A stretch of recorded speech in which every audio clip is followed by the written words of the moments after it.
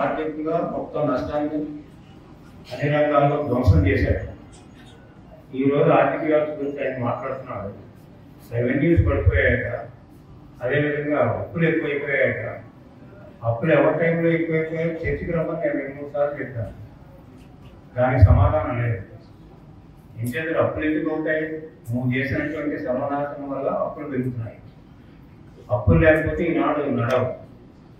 తర్వాత ఏదైతే total 6 focus 6 కార్యక్రమాలు ఇచ్చారో అవి చేయడం లేదని ఒక తప్పుడు ప్రచారం మొదలెట్టారు.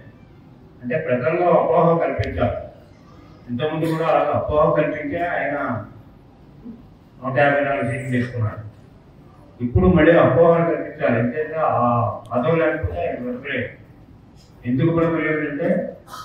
మొన్నే చేస్తున్నాను. నేను ఆంధ్రప్రదేశ్లో వచ్చింటుంది ఆర్థిక మాట బెంగళూరు పరిగెడుతున్నాడు. బెంగళూరు ఎందుకు పరిగెడతారంటే ఇక్కడ రాష్ట్రం వదిలేసి, రాష్ట్రంలో మాత్రం అప్పుడప్పుడు ఏదో పరామర్శకర వస్తున్నాడు. పరామర్శకు వస్తున్నాడు, ఇంకా ఇద్దరు వస్తున్నాడు తెలియదు. అంత జనం ఇదంతా అంతా మొబైల్ చేసుకుని ఆపర్చునిటీ కలబడి పోలీసు కలబడి కార్యక్రమాలు చేయవలసినటువంటి అవసరం లేదు.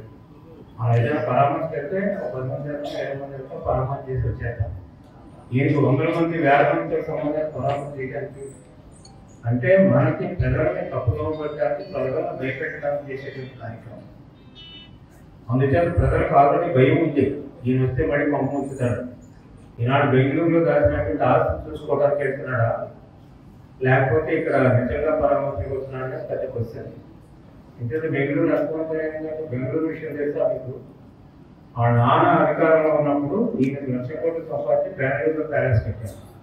ఆ ప్యాలెస్లో ఎన్ని గదులు ఉంటాయి తెలుసా మీకు? 68 గదులు ఉంటాయి. 68 గదులు ఇది ఏం చేసుకుంటాడండి ఒక మనిషి? ఇక్కడ ఒక గదిలే పేదవాడము ఒబ్బోలు పెడతా ఉంటే 68 గదులు ఒక ప్యాలెస్ కట్టుకున్నారు. కానీ విచిత్రం ఏంటంటే అక్కడ ప్యాలెస్ కట్టిన ఒకరోజు ఆ ప్యాలెస్ జైల్లోనే ఉన్నారు. అంటే పైన చూస్తారంటే ఆయన పైన చూసేకపోతే జైల్లో 60 నెలలు ఉన్నారు.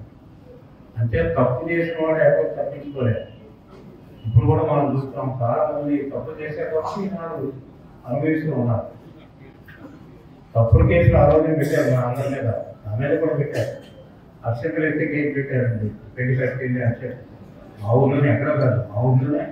నేను గట్టి ఊళ్ళో పెళ్లి చేసుకుంటానంటే అబ్బాయి అక్షంతలు ఎత్తే యాంటీఎస్ ఎస్సీ ఎస్టీ అట్రాసిటీ కేసు పెట్టారు. విచిత్రం. అసలు అక్షంతలకి ఎస్సీ ఎస్టీ అట్రాసిటీ సంబంధం అంటే ఆ విధంగా పరిపాలించారు కాబట్టి 11 సీట్లతో వాళ్ళు వచ్చారు. మనం అందుకనే మీరందరూ కూడా అలర్ట్గా ఉండాలి. ఇంకో విషయం, అందరూ యూనిట్గా ఉండాలి. జనసేన మనం చాలా బాగా చేశారు, బీజేపీ కూడా చాలా బాగా చేశారు. అందుకనే మనం చూస్తే మన మార్కెట్ ఏరియాలో కూడా 4 పోస్టులు ఇచ్చేవాళ్ళు, 4 డైరెక్టర్స్. అలాగే ఎక్కడ వీలైతే అక్కడ వాళ్ళకి ఇవ్వడానికి అవకాశం ఉంది. నేను ఎప్పుడు నా దగ్గర వస్తుంటే మాట్లాడుతూ ఉంటాను. ఎక్కడ వీలైతే అక్కడ ఇస్తాం. అంటే ఎవరు ఇబ్బంది పడక్కర్లేదు.